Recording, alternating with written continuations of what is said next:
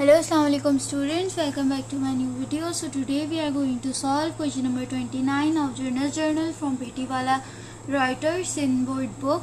और ये वाला क्वेश्चन आपको आपके टेनर में भी मिल सकता है 2007 के एयर में. क्वेश्चन नंबर 3 है और अगर आपके पास टेनर नहीं है तो आपकी बुक का क्वेश्चन नंबर 29 है. और अगर आपके पास बुक भी नहीं है तो मैंने ये क्वेश्चन स्टार्ट में अटैच कर दिया है, तो आप वहाँ से स्क्रीनशॉट लेके अपना क्वेश्चन समझ सकते हैं. तो यहाँ पे जो क्वेश्चन है वो यहाँ से स्टार्ट हो रहा है. A trader start business on January 1. एक ट्रेडर है, नाम नहीं दिया हुआ, तो उसने स्टार्ट किया अपना बिजनेस जनवरी 1 को 2007 में. इन्वेस्ट किया है कैश 60,000 रुपये और इक्विपमेंट जिसकी वर्थ है 40,000 रुपीज़. और 20 मंथ के अंदर ये ट्रांजेक्शन नीचे दो दी हुए हैं, ये हमने कंप्लीट किए हैं.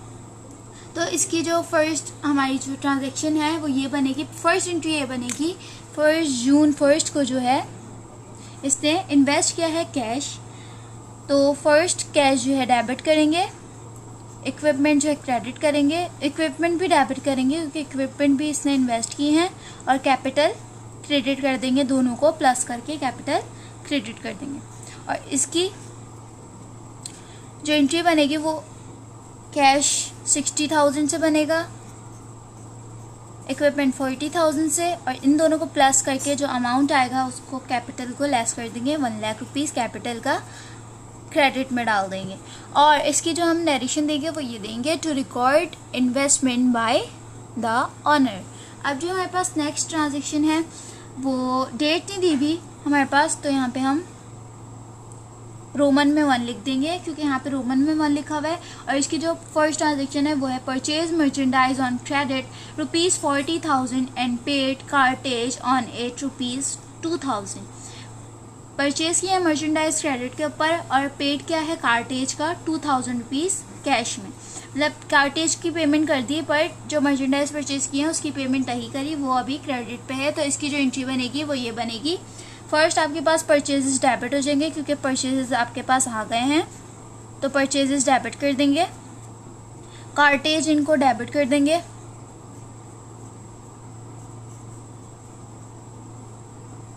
और अकाउंट पेएबल को क्रेडिट करेंगे.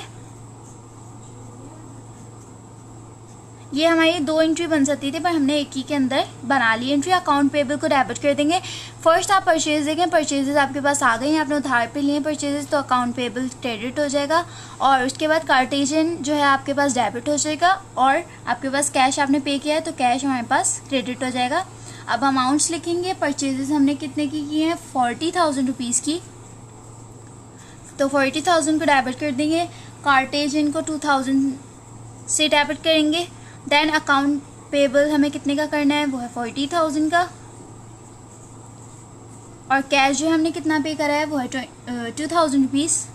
तो ये हमारी एंट्री कंप्लीट हो गई है. अब इसकी जो हम नरेशन देंगे वो ये देंगे, to record credit purchases and paid cash for cartage expense. अब जो हमारे पास नेक्स्ट ट्रांजेक्शन है वो है सेकेंड की, तो यहाँ पे रोमन सेकेंड लिख देंगे. देन उसके बाद हम अपनी ट्रांजेक्शन रीड आउट करते हैं.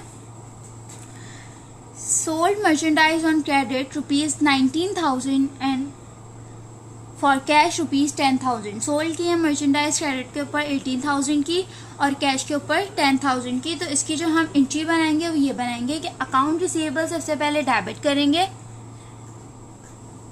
कैश को डेबिट करेंगे, अकाउंट रिसीवेबल को डेबिट करेंगे और कैश को डेबिट करेंगे. देन सेल्स को क्रेडिट कर देंगे क्योंकि हमारे पास से सेल्स चली गई हैं, और सेल्स को क्रेडिट कर देंगे. और अमाउंट हमारे पास गिवन है अकाउंट रिसीवेबल का 18,000 रुपीज़ जो क्रेडिट पर हमने सोल्ड किए हैं, 10,000 रुपीज़ हमने कैश पे सोल्ड किए हैं. और इसका जो हमारा टोटल आ रहा है वो आ रहा है 28,000, तो 28,000 हमने सेल्स किए हैं. और इसकी जो हमारे पास नरेशन जाएगी वो ये जाएगी, to record cash and credit sales. अब जो हमारे पास नेक्स्ट ट्रांजेक्शन है वो मैं लिखूंगी यहाँ पे जून, तो कट कर दूंगी क्योंकि यहाँ पे डेट नहीं है, तो बस यहाँ पे रोमन का 3rd लिख दूंगी. और मैं अपनी ट्रांजेक्शन रीड आउट करती हूँ. The customer return merchandise of ₹2,000. Customer ने रिटर्न की है मर्चेंडाइज 2,000 रुपीज़ की. Sold on cash and merchandise return the supplier worth ₹3,000. Sold on credit and जो मर्चेंटाइज रिटर्न किए हैं सप्लायर उसकी वर्थ है ₹3000। ओके, तो इसकी जो हमारे पास एंट्री बनेगी वो ये बनेगी कि sales return and allowance first debit करेंगे। ये भी एंट्री हम बहुत दफ़ा बना चुके हैं।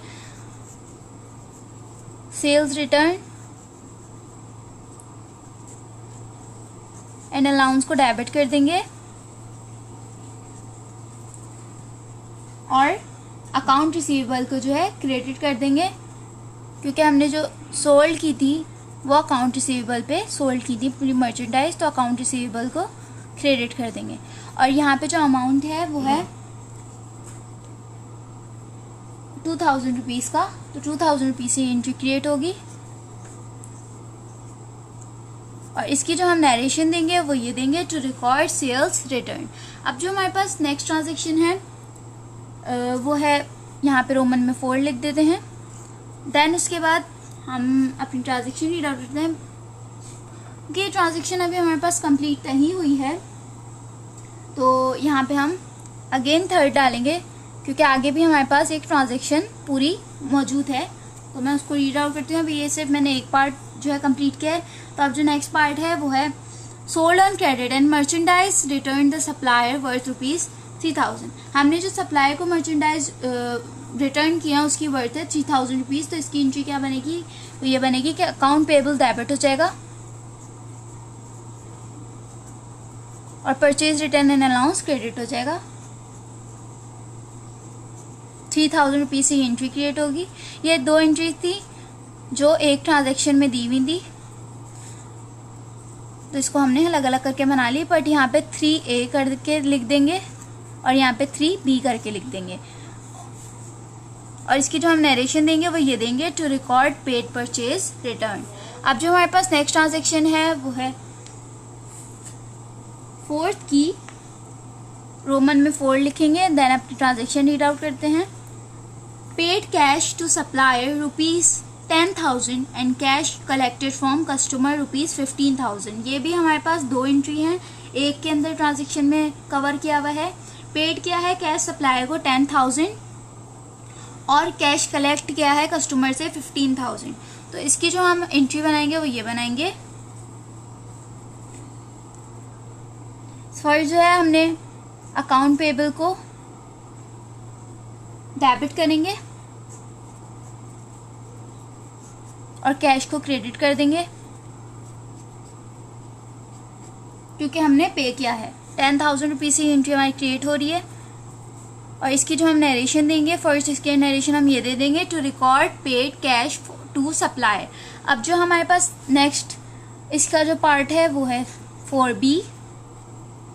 यहाँ पे मैं A लिखना भूल गई। 4B हमारे पास नेक्स्ट पार्ट है, तो उसकी ये था वो मैं अगेन रीड आउट करती हूँ ताकि आपको एंट्री आसान हो बनाने में। कैश कलेक्ट किया है कस्टमर से 15,000, तो हमारे पास कैश आ गया, तो कैश डेबिट हो जाएगा और अकाउंट रिसीवेबल क्रेडिट हो जाएगा।